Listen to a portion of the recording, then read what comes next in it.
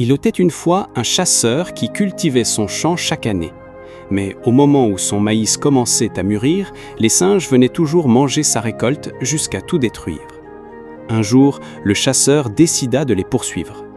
Il les traqua et les tua un par un jusqu'à ce qu'il ne reste plus qu'une femelle singe et son petit. La femelle supplia le chasseur. « Je sais que tu ne vas pas me laisser en vie. Nous avons abîmé ton champ de maïs, mais je t'en prie, pardonne à mon fils, ne le tue pas. » Le chasseur répondit. « Je peux épargner ton fils, mais pas toi. » La femelle serra son petit contre elle. Le petit courut vers le chasseur et pendant ce temps, l'homme tua la mère. Il ramena alors le petit singe chez lui et lui donna à manger. Le chasseur avait 2 femmes. Chaque fois qu'il partait chasser, il utilisait ses médicaments traditionnels et se lavait rituellement devant le petit singe. Celui-ci observait attentivement et au fil du temps, il apprit les secrets du chasseur. Quand le singe grandit, il devint indiscipliné. Dès que le chasseur sortait, il malmenait les femmes et les enfants de la maison.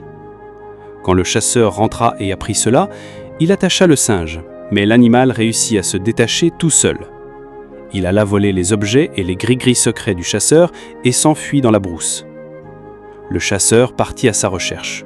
Beaucoup d'autres chasseurs essayèrent de le tuer, mais le singe les blessa gravement et survécut. Finalement, le chasseur alla lui-même l'affronter.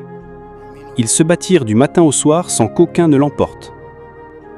Un autre jour, le chasseur réussit à capturer le singe vivant. Alors le singe lui dit « Tu peux me tuer, mais sache que j'ai utilisé tes propres médicaments sur moi. Si tu manges ma viande, tu deviendras aveugle. » Le chasseur décida alors d'offrir la viande du singe au chef du village et de ne garder que la tête. Il interdit à ses femmes de manger la chair de l'animal. Mais sa deuxième femme, par jalousie, prit un morceau du foie du singe, le mélangea à un plat et le servit en cachette à son mari.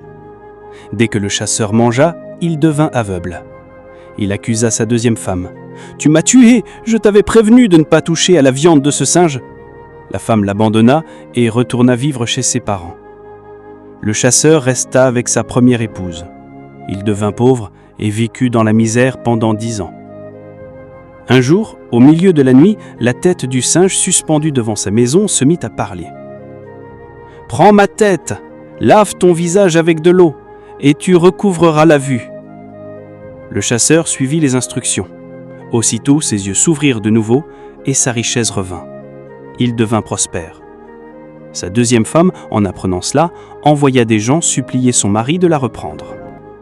Morale.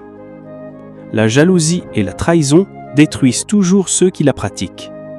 La patience et la fidélité, comme celle de la première épouse, finissent par être récompensées. La vengeance et la cruauté se retournent souvent contre celui qui les nourrit. Enfin, il faut toujours respecter les avertissements et les traditions, car négliger la sagesse peut conduire à la perte.